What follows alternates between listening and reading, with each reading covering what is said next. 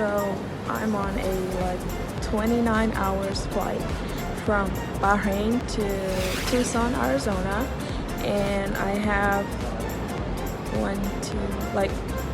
two connections, and I'm in my first connected flight, which is in London. And I feel like I was harassed at the airport, like from patting down, like extra patting down, to making sure you only have a like really small bag of like liquid and powder. That took about 40 minutes to get through security again when we got to London. And yeah, I feel like I've been having like a crazy flight. I mean, not only you're worried about like the coronavirus that's happening right now and having to wear masks and hand sanitize everything, you have to deal with like crazy checking. I mean, I don't feel like they were even checking for like the virus or anything, but they were definitely checking liquids and powder like crazy.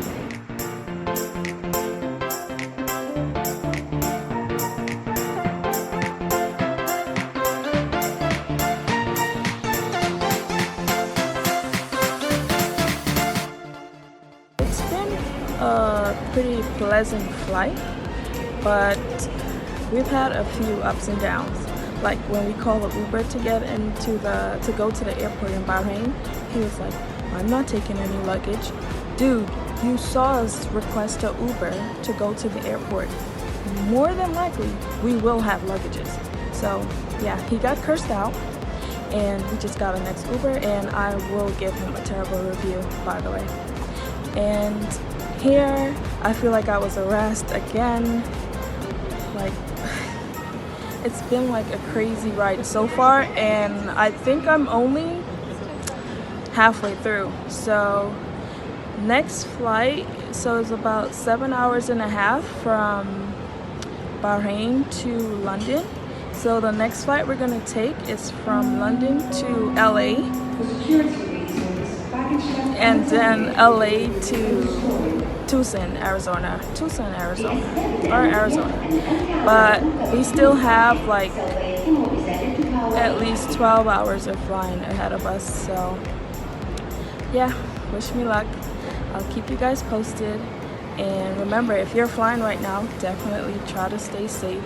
Wash your hands, sanitize, just be careful, wear a mask. I have masks. I bought like a whole pack of masks, but yeah, I took it off to record this video right now, so taking a small risk. But I've also seen other people wearing masks and like trying to be safe, because you never know. And there's also warning when you come into the airport about the virus and how you can contact it, how you can get in contact with it, and how to prevent it. So that was helpful, I guess. Anyways, I'll give you guys an update when I get to my next connection or my next location. So stay tuned.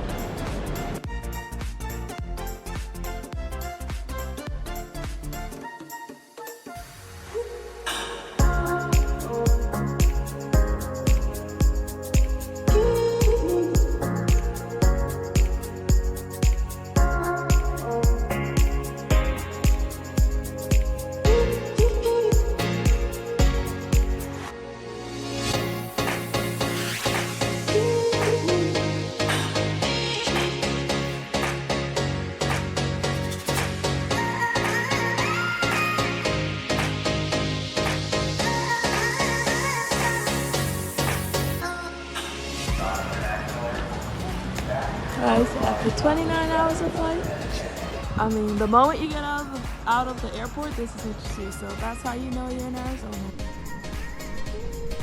Hey guys, so it's my first day here in Arizona. The weather is great, it feels really good, but I'm just a little bit tired. For the most part, my flight was okay.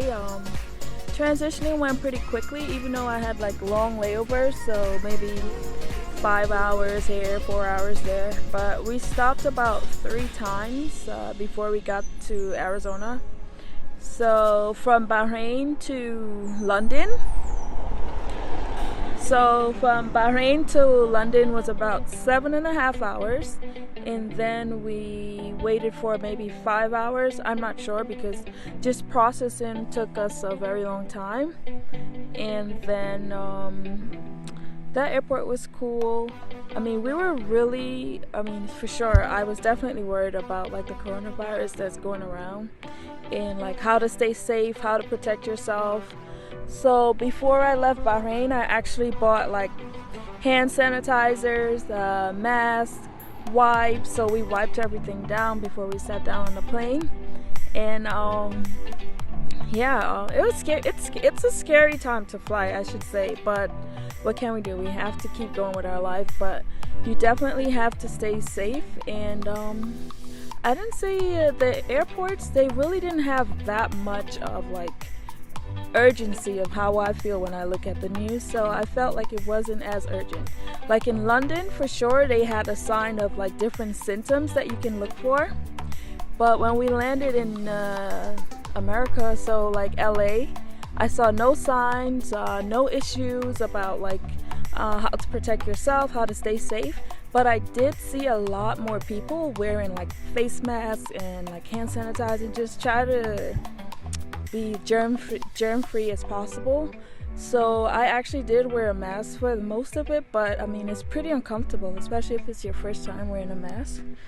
And I think that's one of the most challenging part is how can you truly stay safe when you're traveling, because you don't know where people are coming from. And then when we landed in LA, all they asked was, where did you travel to? Did you go here? Did you go there? No, and that's it. So before, in front of me, there was this. There were two Chinese guys. They were like, "Where did you travel to?" They said China.